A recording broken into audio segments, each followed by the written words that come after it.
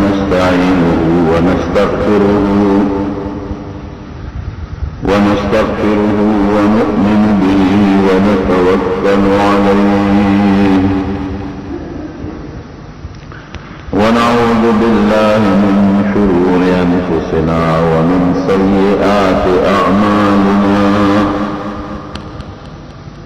من يهده الله فلا مضل له ومن يضلله فلا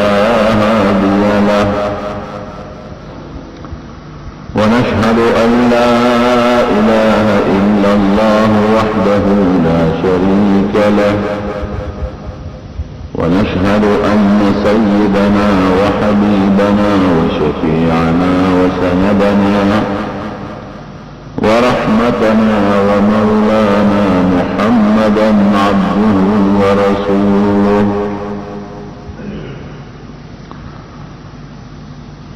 أما بعد فقد قال أصحاب رسول الله صلى الله عليه وسلم ما هذه الأضاحي يا رسول الله قال سنة أبيكم إبراهيم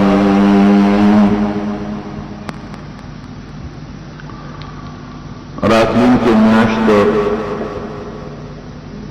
ذی الحجې میاشت او زمون پښتانه ورته د لوی اختر میاشت وایي دغه میاشتې سره زمون د یو څو مضبوطو عبادتونو تعلق دی یو عبادت په هغې کې د حج دی چې مسلمانان په دغه میاشت کې یو لویه فریضه د بیت الله شریف د حج ادا کوي دویم تعلق د دغې میاشتې د تکبیرات و تشریق دی چې د عرفې په ورځ تکبیرونه شروع شي الله اکبر الله اکبر لا اله الا الله والله اکبر الله اکبر ولله الحمد او د اختر د څلورمې ورځې د مازدیګر د مانځه پورې ختم شي دریم د دغې میاشتې تعلق د قربانۍ سره دی چې کوم مسلمان یو مالداري هغه د الله د رضا دپاره د الله په نوم یو څاروی حلال کړي هغې ته اضحیه وي په عربۍ کې موږ خلک ورته قرباني وایو او زموږ علما کرام لیکي چې د ټول کال په ورځو کې د لوی اختر د میاشتې د دې لومړو لسو ورځو نه بهترې ورځې نورې نشته شپې د رمضان اخیری شپې غوره دي او ورځې د دغې میاشت راتلونکې میاشت د لومړۍ لس ورځې غوره دي صحابه کرامو د نبي علیه السلام نه تپوس وکړو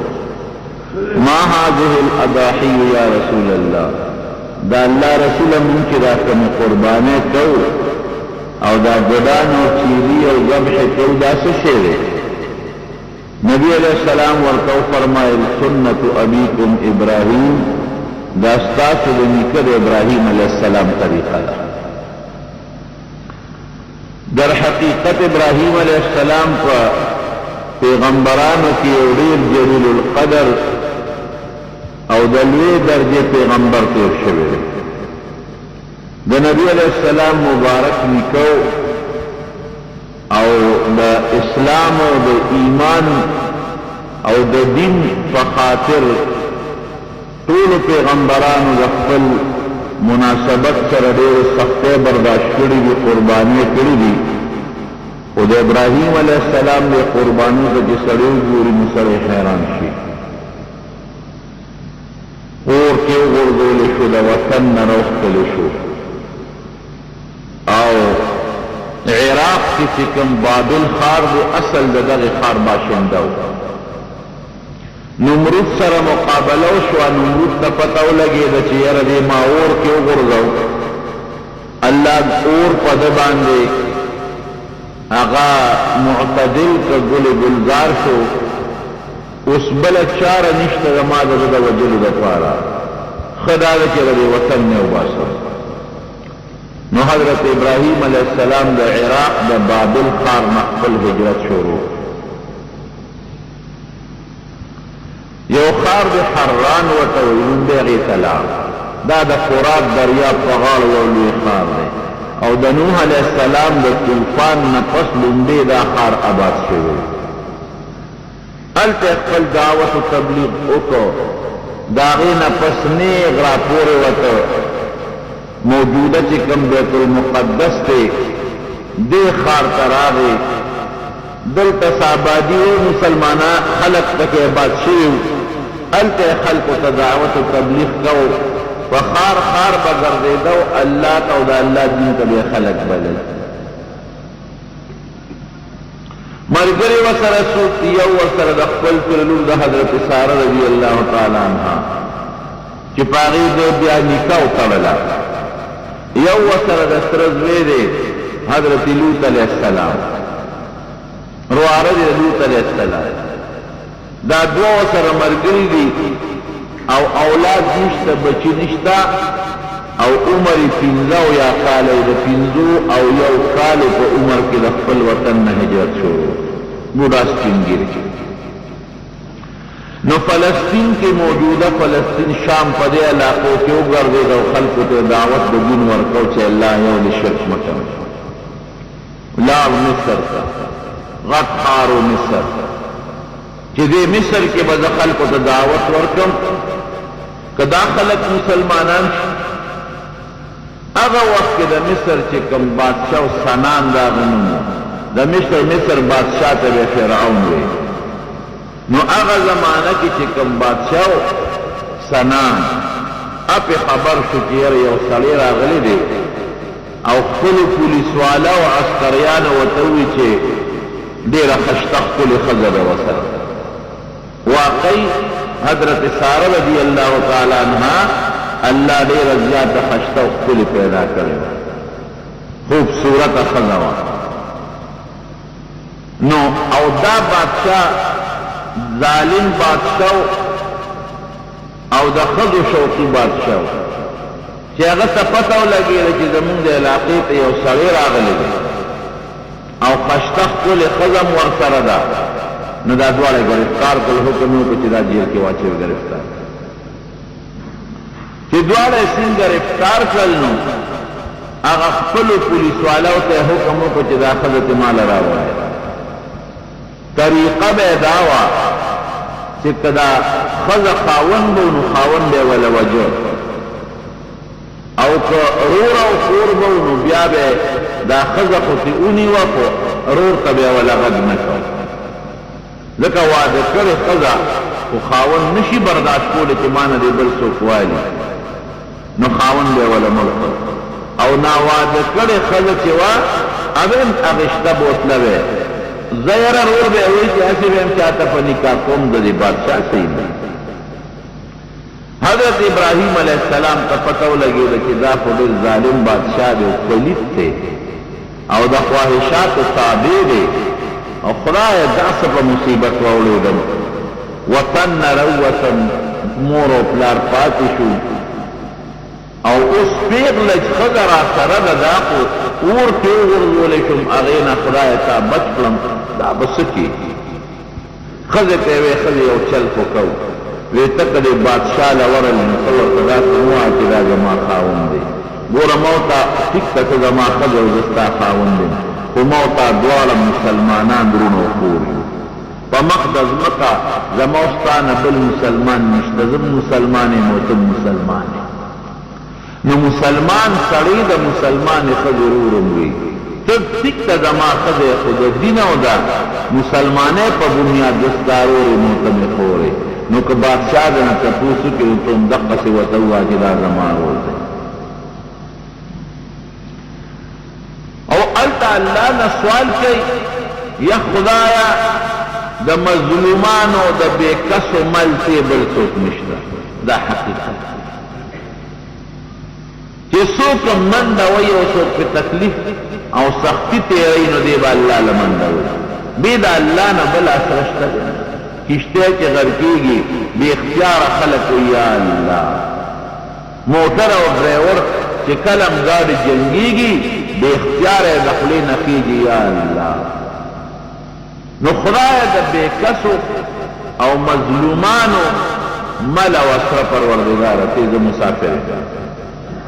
او ډیر آزمایشونه ستاره دین د لاسه په مارا الله برداشت نکړل دا